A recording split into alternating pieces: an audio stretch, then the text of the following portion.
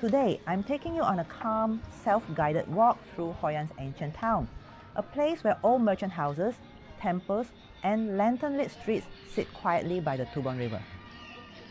Hoi An was once one of Asia's busiest trading ports. Traders from China, Japan, India, and Europe all passed through here, leaving behind architecture and traditions that still shape the town. When trade declined in the late 1700s, Hoi An fell into a long sleep, which is why it's so beautifully preserved today. This walk will bring us through the Japanese bridge, several historic houses and assembly halls, the market, and finally the night market. Think of this as a gentle stroll through layers of history. Let's begin. We start at the Japanese covered bridge, the symbol of Hoi An. Built in the 1590s by Japanese merchants, the bridge originally linked the Japanese and Chinese quarters.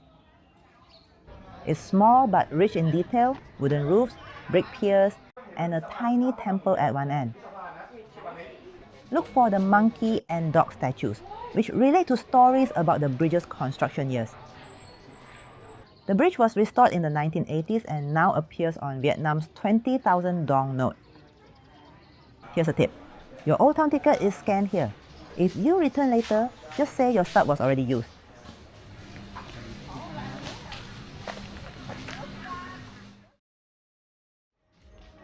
A short walk from the bridge brings us to Hoi Ancient House, built in 1780 by a wealthy merchant who traded cinnamon, pepper, silk, and chinaware. Inside, the mix of Vietnamese, Chinese, and Japanese design becomes clear. 80 wooden columns on lotus-shaped bases and clever shutters that let the family move goods upstairs during floods.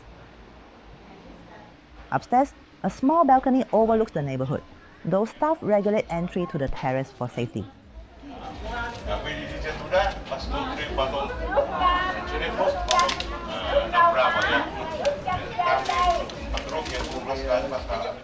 The current owner is the 8th generation of the same family, making this one of Hoi An's most lived-in heritage homes.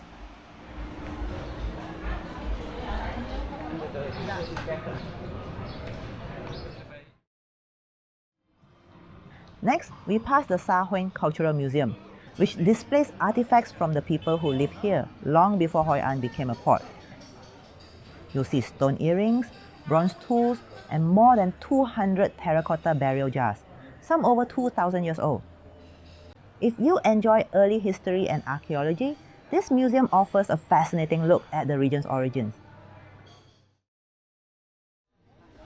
Back on Tran Phu Street, we reach the Cantonese Assembly Hall, founded in the late 1700s. The tall entrance leads into a courtyard with an eye-catching mosaic dragon. Inside are carved wooden panels, celadon pedestals, and a large bronze censer. The dragon fountain and wall murals in the back garden reflect the hall's Guangzhou heritage.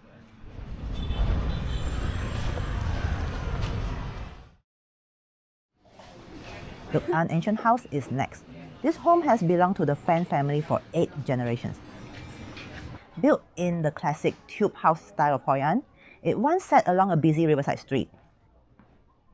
In the early 1900s, it became a meeting place for progressive writers and activists during Vietnam's anti-colonial movement. Today, it feels like a quiet time capsule tucked between busier shops.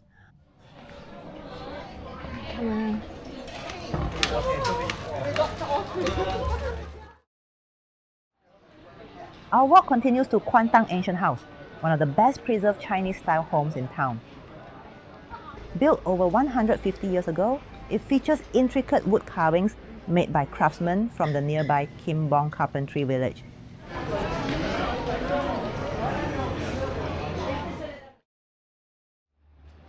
A short stroll brings us to the Museum of Trade Ceramics, housed in a restored 19th century home. Here you'll find more than 450 ceramic pieces from Vietnam, China, Japan, Thailand, India, and even Egypt, all proof of Hoi An's wide trading network. There's also a helpful display that explains how the old wooden houses in Hoi An are restored. Next is the Fujian Assembly Hall, one of Hoi An's most elaborate temples. Built in 1697 by Fujian migrants, it later became a shrine to Tianhou, the sea goddess who protects sailors and merchants. Through the three-arched gate, you enter courtyards lined with dragon motifs and incense.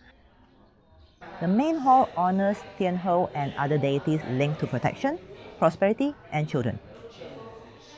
Many couples visit to pray for fertility and leave small offerings.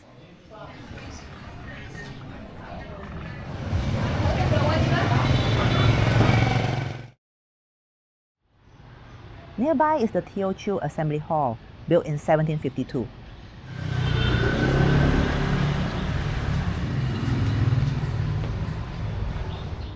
Though smaller, it's full of exquisite wood carvings on beams, doors, and the main altar.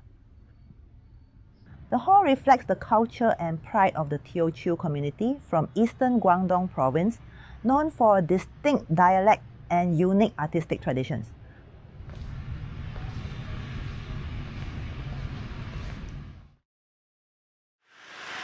Quan Temple, built in 1653, honors the Guan Yu general, a symbol of loyalty and moral strength. The temple blends Chinese design with Vietnamese colors, red, gold, and green. Dragons, unicorns, and enamel-tiled roofs add to the charm. Despite restorations, the temple keeps its original layout and continues to be an important spiritual site in Hoi An. Now for something different, Precious Heritage, a museum gallery created by French photographer Rehan. Inside a 19th century French house, you'll see portraits, traditional costumes, and artifacts from all 54 of Vietnam's ethnic groups. It's an inspiring look at the country's cultural diversity, especially useful if you plan to explore northern Vietnam or the Central Highlands.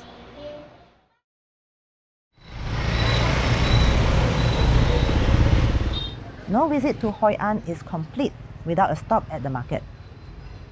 There are 4 main sections: prepared food, dry goods, fresh produce, and meat and seafood. At the far end, the market opens towards the Tu Bon River. Bargaining is normal here, and the atmosphere feels wonderfully local despite the town's tourist traffic.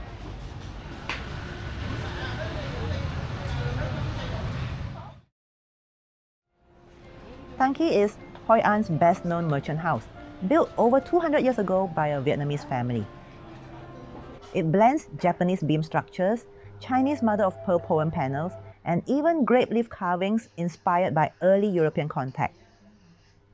At the back, the house faces the river. Pulleys mounted on beams once lifted goods from boats and are still used today to save furniture during floods. Here's another tip. Tấn Ký is included in many tour groups. For a quieter visit, come right at 8:30 a.m. We end our walk at the kitschy Hoi An Night Market on Nguyen Huang Street. In the evening, this 300-meter stretch becomes a lively tunnel of lanterns, snacks, souvenirs, and silk shops. It can get crowded, but the lantern stalls make the stroll worthwhile, especially if you enjoy night photography. And that's our walk through Hoi An's ancient town. If you're a fan of slow travel, history, and simple street scenes, I hope this walk gives you a sense of why so many travelers fall in love with this town.